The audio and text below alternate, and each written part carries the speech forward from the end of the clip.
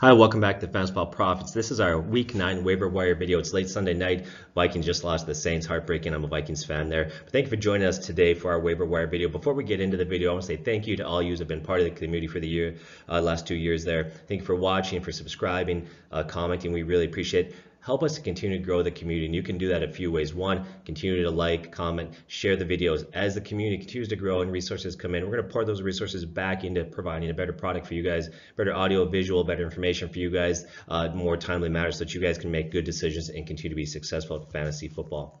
So you're looking at the video, maybe you've had injuries, maybe you're looking at deepening your bench, or you have issues on your bye week coming up here. The teams are on bye week. You have Arizona, Cincinnati, Indianapolis, Jacksonville, the Giants, and Philadelphia are on a bye this week. Now, before we get into the video, if you watched our video before, you kind of know how we work here. But if you're new to the video, this is a little bit different than most sites. I'm not going to give you a couple guys that are widely available, but you can't trust. How many owners got burnt this weekend because they went with a great matchup at tight end, whether it be Watson or CJ Uzomah for Cincinnati, and they got 0 points. So what we'd rather do is give you guys that are less widely available, but guys that you can trust will produce for you. And so we give you a lot more. It takes a little time to get through the video, but we think it's worth it for you and you can be successful. Final thing, we always say contextualize this information. Every league is different, scoring is different, bench is different, etc. So you need to take the information and flex it into your league. But let's get into the quarterbacks we think that you need to consider for this upcoming week if you're in a bye or if you're in a pinch. First one I want to talk about is the Tampa Bay Buccaneers quarterback situation there. So you're looking at Jameis Winston. Currently, he's 25% available after this week. That number is probably going to go up. Or you're looking at Ryan Fitzpatrick, who's about 96% available out there. Whoever ends up being the quarterback next week, I think there are good options. I'll get to that in a bit. After the game, they asked the coach, they said, who's going to be the quarterback? He says, it's too early to assess that. We need to look at film, and we'll make that decision. And when we do, we will let you know. Now, Winston got pulled today because, quite honestly, he played terrible. He threw 3 interceptions.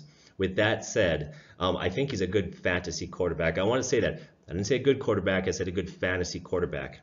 He did have a bad game today. Now, I think ultimately going into next week, I have a feeling that Winston's going to be the quarterback. And the reason why I think they'll go to him is he's their future, obviously.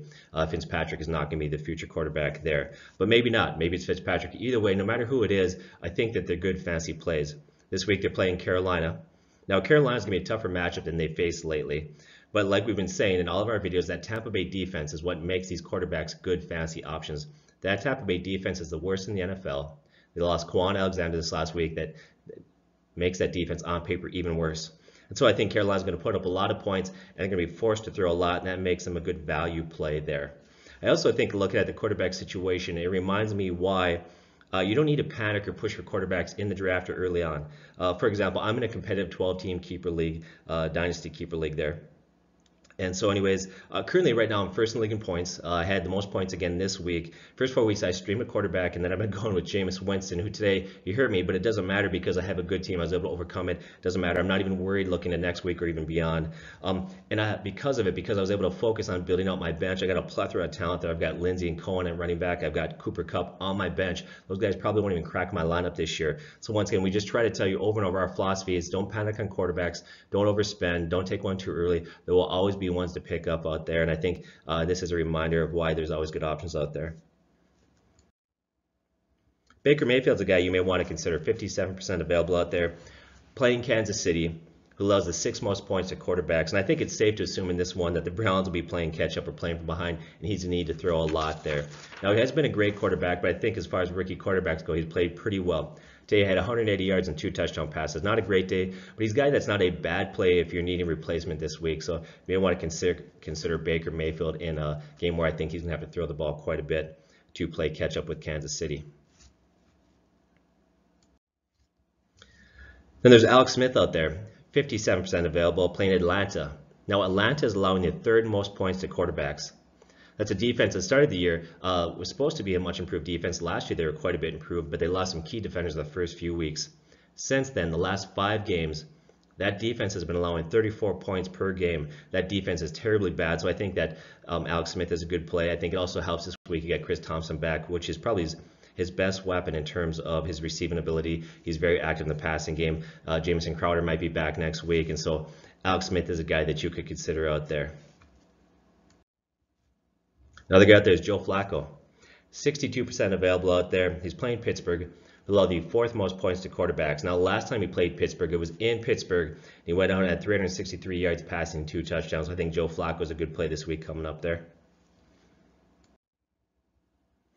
Some other quarterbacks I want to talk to you about. One, Mitch Trubisky. Mitch Trubisky is only 30% available out there, and he's playing the Buffalo Bills. Now, that Bills defense is actually underrated. They're a pretty decent defense there. But the last 4 weeks, Mitch Trubisky's really become a solid fantasy quarterback out there. He's been averaging over 31 points per game during that stretch. And so he's a guy that, even though he's got a little bit tougher matchup, I think he's a decent fantasy quarterback that you can play if he's in your league. Once again, about 30% available. Derek Carr. So Derek Carr is 75% available out there, playing San Francisco, allowing the 7th most points to quarterbacks. Now, Derek Carr has really struggled this year. He's been terrible. He's been terrible in many games, but he's had 2 really good games, and today was one of those games. Goes out there, throws for 244 passing yards, 3 passing TDs, and a rushing touchdown. So he's one that you could play. And then the final guy that you may consider out there is Case Keenum. Case Keenum is 76% available. Now, he's playing a Houston defense that's playing a lot better lately. You look at the Texans with J.J. Watt. They're really getting pressure on the quarterback. And I also have concerns, too, because if you look at the other side of it, if you look at the Broncos there, you got defensive lineman Chubb, who now is joining Miller to build a real solid pass rush there for the Broncos. And so this game could be a lower scoring game there, honestly. But I would say that of all the options that are available out there, for some of you that are in bigger leagues with his 6 teams on a bye, I think he's a guy that you could consider. There are definitely worse options out there than Case Keenum this week. Let's get to our wide receivers. The first guy you need to consider out there is Kiki Coutee, 80% available out there. So as a rookie, he had 2 good games early on to start his career. He had his first game he ever came on, played, he had 11 catches, 109 yards.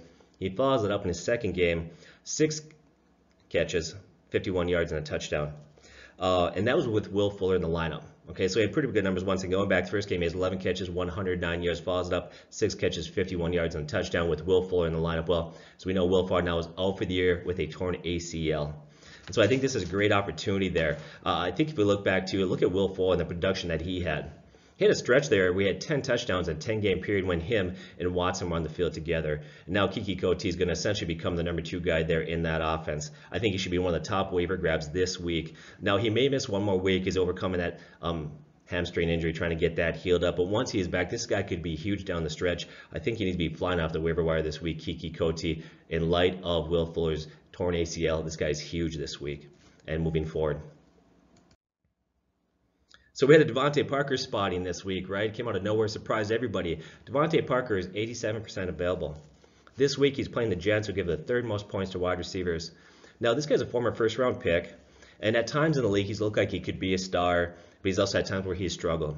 He's been healthy and active a number of weeks. His agent complained publicly. There's been a lot of red flags surrounding Devontae Parker and that whole situation there. But this guy's got the pedigree, he's got the skill, and now he's got the opportunity to be successful with Wilson on the IR. Stills might miss another week, which I expect that he's going to. Thursday night he goes off. 6 catches, 134 yards. Now, one of those catches was kind of a fluky gain. It's about a 43-yarder on a fluky play. But if you watch the game, and I did, he looked good. He showed nice hands. He's got good size. So this is a guy that could be a real nice steal down the stretch. Maybe this is the break that he needed to finally fulfill all the potential he had coming out of college. He was a former 1st-round pick once again. So keep your eye on Devontae Parker. DJ Moore, 86% available out there. So he's been seeing increased involvement in that offense. He's a former 1st-round pick.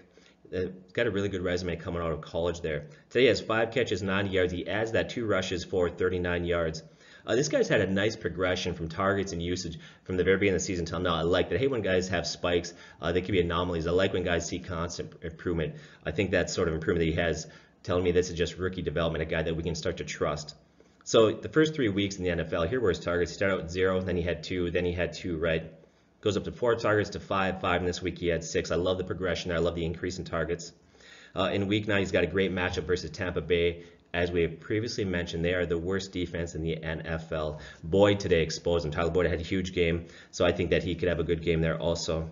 One thing I would caution you with him moving forward, though, is I think he's got a lot of talent. I think he's got a great matchup this week. I think he's looking better and better, but he is a rookie wideout, and 2 wide receivers don't tend to flourish in Cam Newton-led offenses. So just something there. I think he could be a valuable play for a number of you, but I think he's got better and better. His floor is improving weekly, but I think his ceiling is a little bit lower there.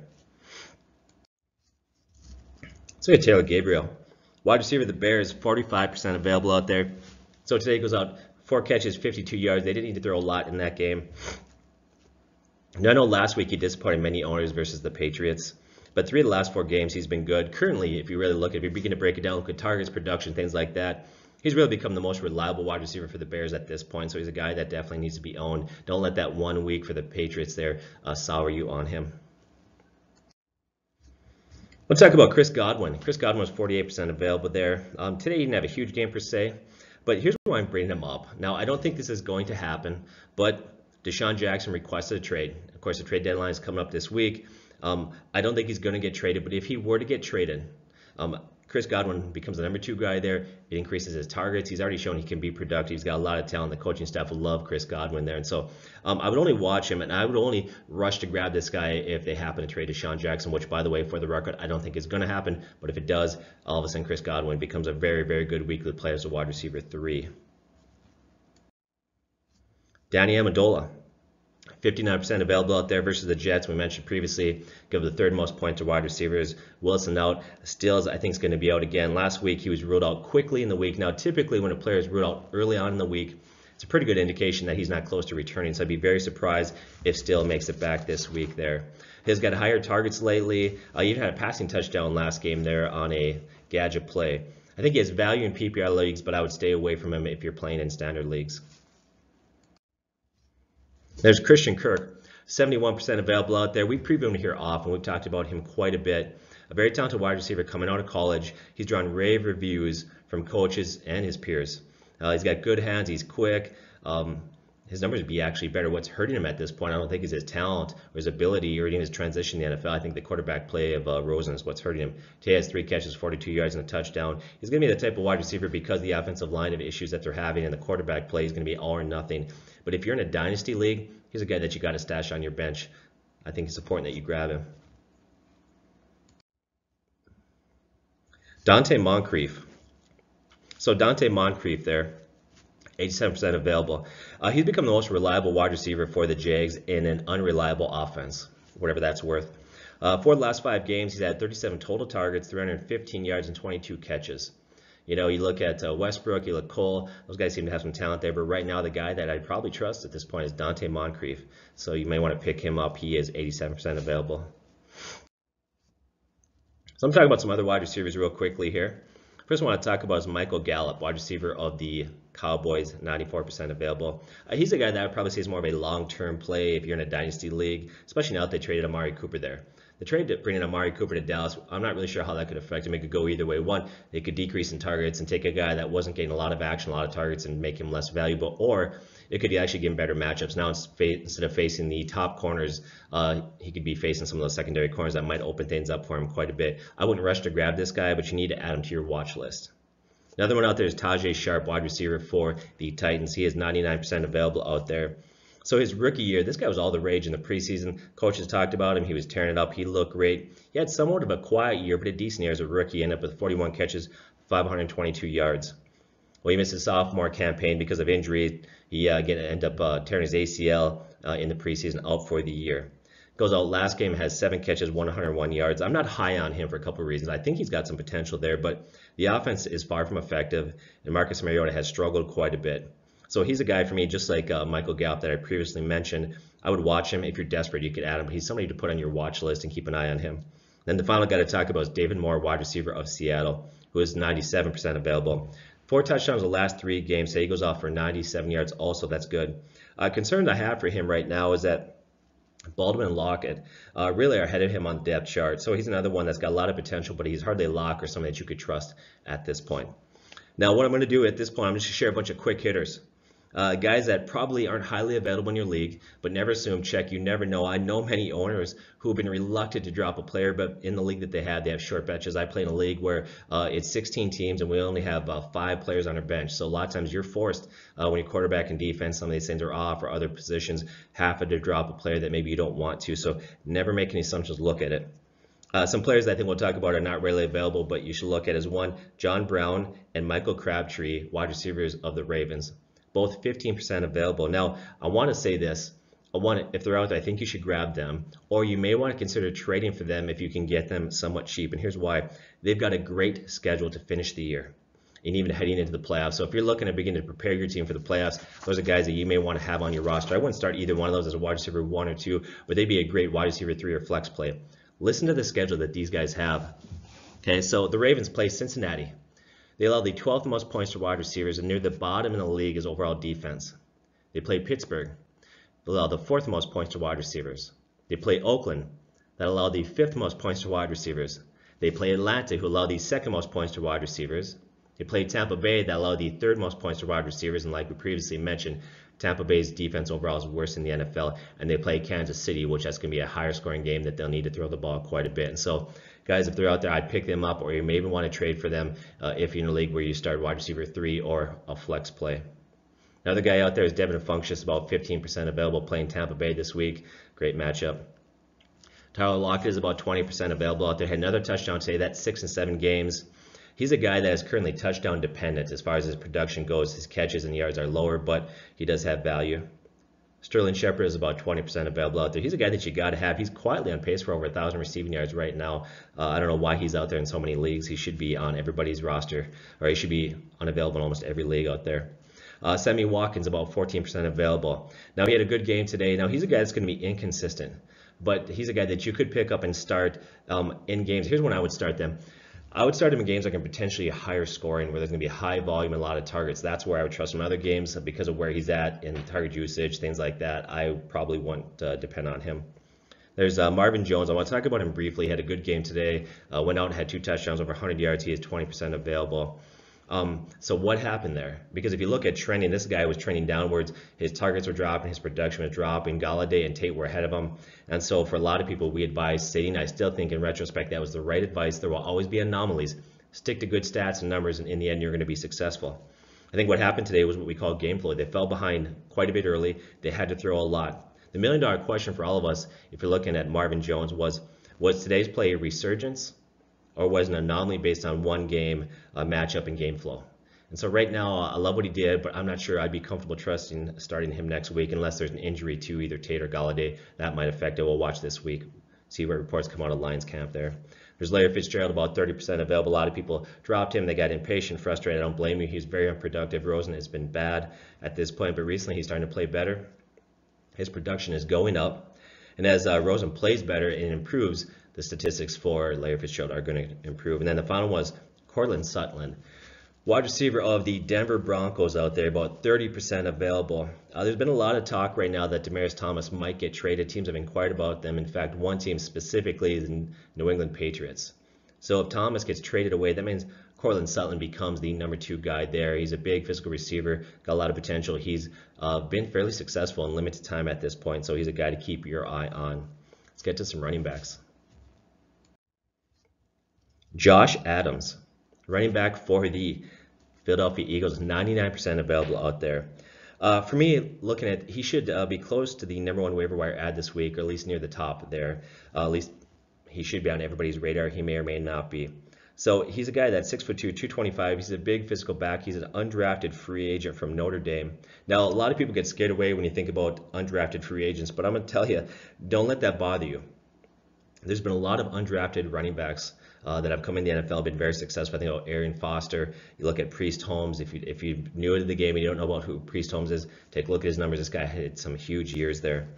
So since J.I.J. has been out for the year, you look at Corey Clement and Smallwood, they've been ineffective. They just haven't played well at that. Corey Clement would at this point. He just hasn't done that. He had a first good game 1. After that, it's been downhill. And so the next guy that could be up would be Josh Adams. And that's with the assumption that the Eagles don't go out this week at the trade deadline and grab a guy. Today, he had 6 carries for 61 yards, 6.8 yards per carry. Now, he's had limited carries on the year, but the time that he has touched the ball, he's looked pretty productive. And so he's a guy out there that you should definitely keep an eye on. If you're desperate for a running back or you have bench space, he would be worth a grab. Jalen Richard, running back for Oakland, 39% available, plays San Francisco. They allow the 7th most points to running backs. This guy's got PPR value, and there's a slight boost with Lynch out. Today he has 8 catches, 50 yards, and on the year he's got 39 catches. He's on pace for 89 catches for the year. I don't think that number is going to drop per se. I think it'd be easy to say, well, that's a spike. That number is going to go down, but I don't think it's going to. I'll tell you why. They don't have a clear number one wide receiver there. Their defense is bad. They need to throw a lot. I think it's a perfect storm for him to continue to put up really good numbers. He's a guy that you'd only play, though, if you're in PPR leagues. So staying with the Oakland Raiders, look at Doug Martin, 49% available. So just like Richard, he's playing San Francisco the upcoming week, who gives up the 7th most points to running backs. If you look at his career, he's been all or nothing. He's had 2 phenomenal seasons, and he's had some really disappointing seasons. But here's the thing. Currently, he's the starter. And with so many fantasy teams struggling to find running backs with bye weeks, etc., he's somebody that you need to consider simply because he's the lead back and he's going to get the carries. Today he goes on 13 carries, 72 yards. He added 2 catches, 17 yards. He had a nice game. Now, whether or not that continues, who knows? Once again, they weren't playing a great defense, but because he is the starting back for Oakland Raiders and because of desperation for a lot of fantasy owners, you need to consider Doug Martin out there. Raheem, let's talk about him, 51% available out there. If you're a Matt Breida owner, you've got to handcuff this guy. Braida's been beat up all season, every week. Nobody sends a no, misses practice, ends up suiting up, does all right. I don't know how many times he's left the field injured this year. Sure enough, at the end of the game, he left injured again. He's a smaller back, and I think I would bet my money that Matt Breida is not going to be healthy. He's not going to be clear of the injury report until this offseason. So you look at a guy like Mostert here. He's a better fit for that offense than Morse. Now today, Morse had more carries, but the 2 previous games, Raheem looked a lot better. He does better in space. He just simply is a better running back for that offense. So if Breida misses any time, if he ends up sitting games, it's only a matter of time he's going to miss some games. Obviously, this guy can't continue to go out there and do what he's been doing, as banged up as he's been. And I think this is the guy that you need to own there. And so once again, if you own Matt Breida, you got to handcuff this guy. It's going to mean something. It's going to be valuable to you in the upcoming weeks. Peyton Barber, 54% available out there. Today has 19 carries, 85 yards, and a touchdown. 2 of the last 3 weeks, he's been somewhat productive. 2 weeks ago, he had 13 carries for 82 yards. Now he's what I call a low-end running back play, and here's why. He's a guy that you're going to have to play based on matchup with the knowledge that a lot of times his carries will be limited. And his carries will be limited based on what they call a game script, game flow, whatever it is. This is a team, because their bad defense will often be playing from behind. They're going to have to throw the ball a lot, and that's going to take him out getting a lot of carries. One thing that does bode well for Barber there is that Ronald Jones left today with a hamstring injury. So any talk that maybe they would give the rookie running back an opportunity to get a shot and see what he could do, I think right now that plan is temporarily on hold. So I think you can trust Peyton Barber to be their go-to guy in the near future, although he's not going to be highly productive, but at least he should be steady. Let's talk about some other running backs out there. Let's talk about Devontae Booker, 95% available at the running back for the Broncos. His skill set is better in passing situation if you look at him in his career. Today, a nice game, 9 carries, 74 yards. He had 4 catches for 23 yards. Don't worry about his numbers today. If you're a Lindsey owner out there, he's not going to take over his role. Okay, Lindsey's locked in there, and he's set. In fact, he looks great. Simply what happened today is with Freeman out of there, somebody had to give. They couldn't give Lindsey 35 carries. So when he took a break, when he's off the field, the one that spelled him was Booker. They also used him in some passing situations there. He could see continued action if Freeman misses any extended period of time, and so he's a guy that I would keep an eye on out there. Another one out there is Nyheim Hines, 68% available. They're on a bye next week. He's a guy that keep an eye on. I think he's got some potential. He's a nice weapon. Now, this rookie actually lost a lot of his role with Marlon Mack coming back and playing very, very well. This is the 3rd consecutive game that Mack has looked great. If you're one of the owners that stashed him and you were patient and you waited on him, good for you, because it's paying you huge dividends now. So today he goes out there, Hines. Even though Mack had a great game, he still managed 11 carries for 78 yards. He's got good hands. Earlier this season, he had one game where he had 9 catches. He had another game where he had 7. So he's worth a bench stash in deeper PPR leagues. The other thing, the reason why I think he has some value is Mack. If you look at him, as he struggled to stay healthy. Even this past week, Mack missed some practice time because of some nagging issues that he's had injury-wise. So I think that this is a guy that you could stash. Some other running backs out there that are not highly available, but once again, never assume, always check. You need to consider one is Dion Lewis, 25% available. So we discussed all summer long. We said stay away from Derrick Henry. We gave a bunch of sabermetrics, analytics to why that he wasn't going to be good, and we were right. Right now his yards per carry 3.3. So don't look for him to bounce back or to turn it around. Now he may have a game or two where he's going to be good, but he's not a guy. I think what we're seeing is where he's at. I think he's a very limited running back. So that leaves in the backfield the guy that you need to consider is Lewis. He's the back to grab there. Now, he's had 2 nice games where he rushed the ball well. Week 1, he had 16 carries for 75 yards, 4.7 yards per carry. Last week, he goes out 13 carries, 91 yards for 7.0 yards per carry. And he also added 6 catches for 64 yards. But the reason why I feel like you can trust Lewis, also the same reason why he has value in PPR leagues, is he had 20 catches the last 4 games, 29 for the year, and he's on pace for 66 catches for the year. Last year, he led all running backs in catch rate. So he's got very good hands. So he's a guy that's going to be very active in the passing game. Another one out there is Aaron Jones, 30% available. He had another good day. Finally, the Packers stuck with the guy later in the game, and it paid off for him. He had 12 carries, 86 yards, and a touchdown. A lot of people last week were asking, can we drop this guy? Should we drop him? We said we don't think it's a good idea to drop him. He's got too much talent, and he has been productive. The only thing he's lacked is opportunity and carries. Jamal Williams, really his competition there, had another disappointing game, as is the case. I don't know why the Packers continue sticking with this guy. 4 carries for 9 yards. Now, the thing they always say is, well, they like Williams. He's better in pass protection. But there's got to come a point that no matter how good he is in pass protection, he's just not good. The production, so much production is lost out there. I think it's only a matter of time that Jones will get more and more carries, and they'll use Williams less and less, so he's a guy that you need to own. Nick Chubb, 13% available out there. Now, he plays Pittsburgh this week. Now, that Pittsburgh defense has struggled. But the one area where Pittsburgh is strong is against the run. And so he had a rough week out there, but we knew that was going to be the case. Going into this week, Pittsburgh was allowing the 4th fewest points to running backs. With that said, the last 2 weeks, he's had 18 carries each week. This is a guy that they're clearly going to lean upon a lot. He's going to get a lot of carries. This week, he plays Kansas City, who are allowing the 3rd most points to running backs. And you have Isaiah Crowell. So Isaiah Crowell, we said in a start-sit video, we say he's got a very tough matchup against the Bears defense in Chicago. A week before, he had a very tough matchup against the Vikings front 7 that's very solid. But there'll be better days ahead. In fact, the better days ahead are coming this next week versus Miami, who allows the 4th most points to running backs. What bodes well for him and why I like him is Paul is now out for the year. And he's had some good games this year. He's had some games where he's really struggled, but he also had 5 touchdowns on the season. He had one game over 200 rushing yards, another game with 100. But what I like about him, he's the clear back at this point. Last week, Lamar Miller torched that Miami team, and so I think he's got a good play there. And then there's Latavius Murray. Latavius Murray is 17% available. He's at Detroit, who gives us 6 most points to running backs. Now, reports are coming out that they're going to sit Dalvin Cook until after the Vikings bye week. But even that seems hard to trust. The way that situation has been, he's practicing, he's not, he's in, he's out. Nobody really knows. Did he re-injure? Did he have a setback? We're really not sure there. It's really hard to trust even those reports. So I think for the next game or two, at least, Latavius Murray is going to be the go-to guy there. And then there's Chris Thompson, 20% available out there. Playing Atlanta this week, with all these 2nd most points to running backs. Now with Adrian Peterson's resurgence, I'm going to go on paper there. I'm going to go on paper, I guess, or I'm going to go on video. I'm going to say it.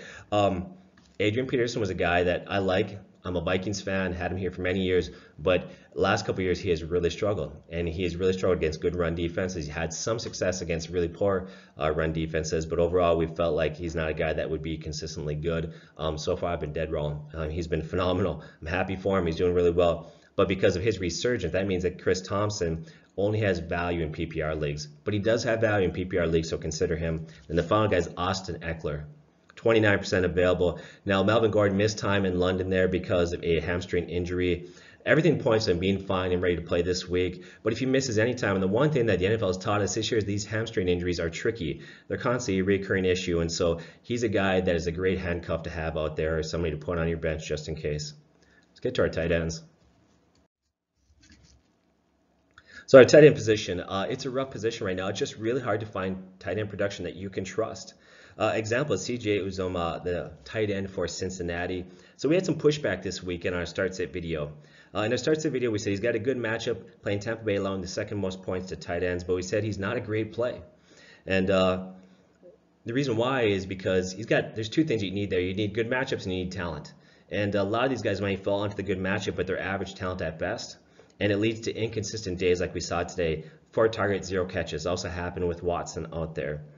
And so this is one of the reasons why we tend to give you guys that are less widely available but give you more names, because I just rather have a guy out there that you can trust his production.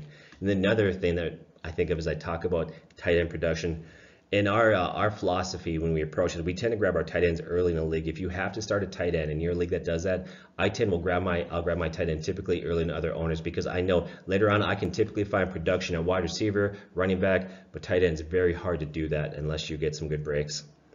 But if you're in a pinch right now, one guy you consider out there is Chris Herndon, tight end for the Jets, 94% available. He's a rookie tight end, scored a touchdown 3 weeks in a row. Another one out there is Greg Olsen, only 12% available. Sorry, but for about 12% of you, he's going to be available today at 4 catches, 56 yards, and a touchdown.